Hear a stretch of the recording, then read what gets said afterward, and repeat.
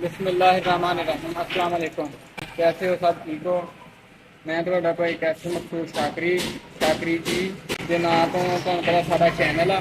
ਸਿਲਾਈ ਮਸ਼ੀਨ ਦੇ ਬਾਰੇ ਜਿਹੜੀ ਵੀ ਅਪਡੇਟ ਹੁੰਦੀ ਆ ਅਸੀਂ ਤੁਹਾਨੂੰ ਇਹਦੇ ਉੱਤੇ ਉਹਦੇ ਫਰਾਹਮ ਕਰਾਂਗੇ। ਜੋ ਵੀ ਆਸਾਨ ਤੋਂ ਆਸਾਨ ਘਰ ਦੇ ਵਿੱਚ ਤੁਸੀਂ ਇਹਨੂੰ ਆਸਾਨੀ ਦੇ ਨਾਲ ਜਿਹੜਾ ਵੀ ਛੋਟਾ ਮੋਟਾ ਕੰਮ ਆ ਜਿਹੜਾ ਤੁਸੀਂ ਘਰ ਦੇ ਵਿੱਚ ਹੀ ਕਰ ਸਕੋ। ਅੱਜ ਹੈ ਆਪਣਾ ਜਿਹੜਾ ਸਿਲਾਈ ਮਸ਼ੀਨ ਦਾ ਜਿਹੜਾ ਦੰਦਾਲ ਹੈ ਨਾ, ਦੰਦਾਲ ਦੀ ਸੈਟਿੰਗ ਦੇ ਬਾਰੇ ਤੁਹਾਨੂੰ ਦੱਸਾਂਗੇ। ਦੰਦਾਲ ਜਿਹੜਾ ਅਪ ਔਰ ਡਾਊਨ ਕਿੱਥੋਂ ਕੀਤਾ ਜਾਂਦਾ ਔਰ ਕਿਸ ਤਰ੍ਹਾਂ ਹੁੰਦਾ। ਅਕਸਰ ਜਿਹੜਾ ਹੈ ਇਹਦਾ ਕੱਪੜੇ ਦੀ ਖਿਚਾਵ ਦੇ ਮਾਮਲੇ 'ਚ ਹੁੰਦਾ ਦੰਦਾਲ ਦਾ ਜਿਹੜਾ ਦੰਦਾਲ ਔਰ ਪੈਰ ਦਾ ਕੱਪੜਾ ਕਿਸ ਟਾਈਮ ਉਹ ਅਗਰ ਜ਼ਿਆਦਾ ਨੀਵਾਂ ਵੀ ਹੋਵੇ ਨਾ ਦੰਦਾਲ ਤੇ ਇਸ ਪਟੜੀ ਤੋਂ ਇਹ ਵਾਲੀ ਇਹਨੂੰ ਕਹਿੰਦੇ ਪਟੜੀ ਸੂਈ ਵਾਲੀ, ਤੇ ਇਸ ਤੋਂ ਅੱਗੇ ਦੰਦਾਲ ਥੱਲੇ ਡਾਊਨ ਹੋਏਗਾ ਤੇ ਤਾਂ ਵੀ ਪ੍ਰੋਬਲਮ ਕਰੇਗਾ। ਅਗਰ ਜ਼ਿਆਦਾ ਉੱਚਾ ਹੋਏਗਾ ਤਾਂ ਵੀ ਪ੍ਰੋਬਲਮ ਕਰਦਾ ਹੁੰਦਾ, ਫਿਰ ਆਪਣਾ ਕੱਪੜੇ ਨੂੰ ਖਿੱਚ ਪਾਉਣ ਲੱਗ ਪੈਂਦਾ, ਇਕੱਠਾ ਕਰਨ ਲੱਗ ਪੈਂਦਾ। ਅਗਰ ਡਾਊਨ ਹੋਏਗਾ ਤਾਂ ਫਿਰ ਕੱਪੜਾ ਨਾ ਸਹੀ ਤਰ੍ਹਾਂ ਖਿਚਾਈ ਨਹੀਂ ਕਰਦਾ।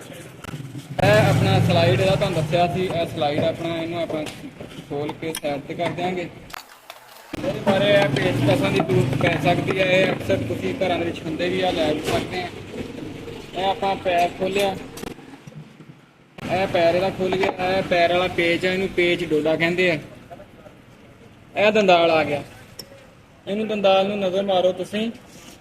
ਇਹ ਦੇਖੋ, ਇਹ ਪਟਰੀ ਸੂਈ ਵਾਲੀ ਹੈ। ਪਟਰੀ ਸੂਈ ਵਾਲੀ ਤੋਂ ਕਿੰਨਾ ਉੱਚਾ ਵਾ ਇਸ ਟਾਈਮ, ਇਹ ਦੇਖੋ,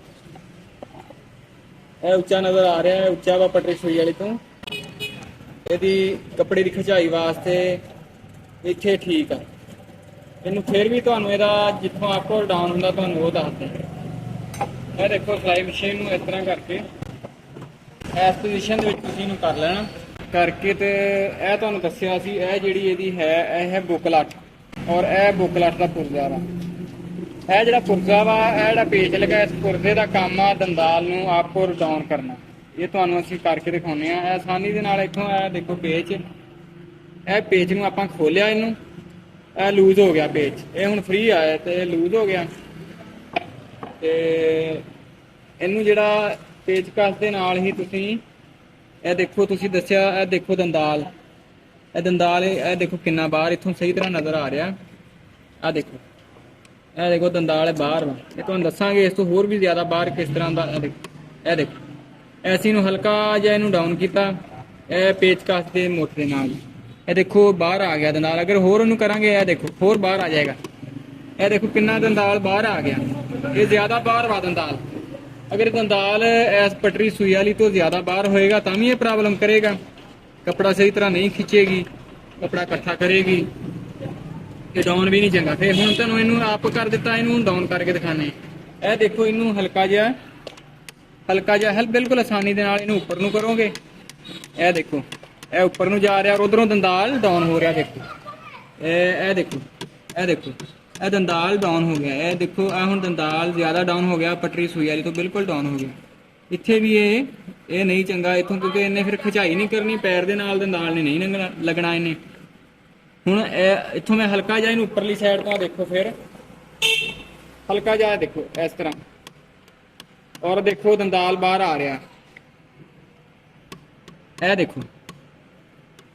ਦੇਖੋ ਦੰਦਾਲ ਕਾਫੀ ਜਿੰਨਾ ਬਾਹਰ ਆ ਚੁੱਕਿਆ ਇਸ ਟਾਈਮ, ਬਿਲਕੁਲ ਇਹ ਠੀਕ ਆ। ਇੱਥੇ ਇਹਦੀ ਸੈਟਿੰਗ ਬਿਲਕੁਲ ਜ਼ਬਰਦਸਤ ਵਾ। ਇਤਨਾ ਹੀ ਇਹਨੂੰ ਬਾਹਰ ਹੋਣਾ ਚਾਹੀਦਾ, ਜ਼ਿਆਦਾ ਬਾਹਰ ਇਹਨੂੰ ਨਹੀਂ ਹੋਣਾ ਚਾਹੀਦਾ। ਤੇ ਇੱਥੇ ਦੰਦਾਲ ਸਾਡਾ ਬਾਹਰ ਹੈ ਗਿਆ ਔਰ ਇਹਨੂੰ ਅਸੀਂ ਪੇਚ ਨੂੰ ਇਹਨੂੰ ਕੱਸ ਦਿਆਂਗੇ ਆਸਾਨੀ ਨਾਲ, ਬਿਲਕੁਲ ਆਰਾਮ ਨਾਲ। ਦੇਖੋ ਇਹਨੂੰ ਅਸੀਂ ਟਾਈਟ ਕਰ ਦਿੱਤਾ। ਇਹ ਦੇਖੋ ਹੁਣ ਇਹ ਅਪ ਡਾਊਨ ਨਹੀਂ ਹੋਏਗਾ।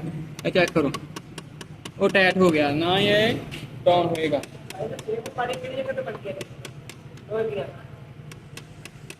ਇਹ ਡਾਊਨ ਤੇ ਇੱਥੇ ਹੁਣ ਬਿਲਕੁਲ ਇਹਦੀ ਸੈਟਿੰਗ ਠੀਕ ਹੋ ਗਈ। ਇਹ ਆਪਣੀ ਸੈਟਿੰਗ ਵਾ ਤੇ ਇਹਦੀ ਸੈਟਿੰਗ ਇਹ ਦੇਖੋ, ਇਹ ਬਿਲਕੁਲ ਠੀਕ ਹੋ ਗਿਆ। ਇਹ ਦੇਖੋ ਦੰਦਾਲ ਉੱਪਰ ਵਾ। ਇਹ ਆਪਾਂ ਹੁਣ ਦੇਖੋ ਇਹਨੂੰ ਲਾਵਾਂਗੇ, ਇਹ ਪੈਰ ਨੂੰ ਕੱਸਾਂਗੇ।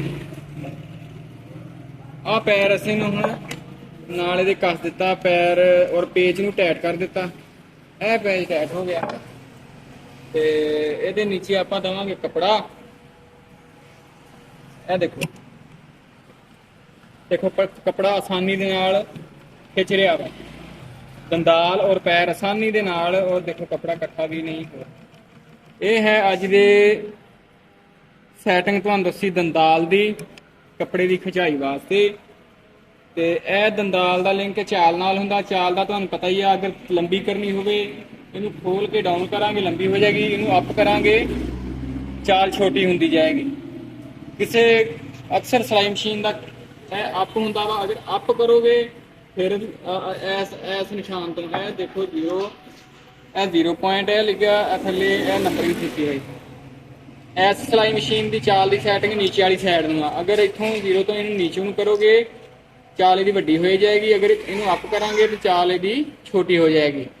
ਤੇ ਕੁਝ ਸਿਲਾਈ ਮਸ਼ੀਨ ਦੀ ਸੈਟਿੰਗ ਉੱਪਰ ਨੂੰ ਹੁੰਦੀ ਆ, ਅਗਰ ਇਹਨੂੰ ਤੁਸੀਂ ਉੱਪਰ ਨੂੰ ਕਰੋਗੇ ਤਾਂ ਫਿਰ ਇਹਦਾ ਜਿਹੜਾ ਸਿਲਾਈ ਜਿਹੜੀ ਲੰਬੀ ਹੋਏਗੀ, ਅਗਰ ਡਾਊਨ ਕਰੋਗੇ ਤੇ ਇਹਦੀ ਸਿਲਾਈ ਛੋਟੀ ਹੋਏਗੀ।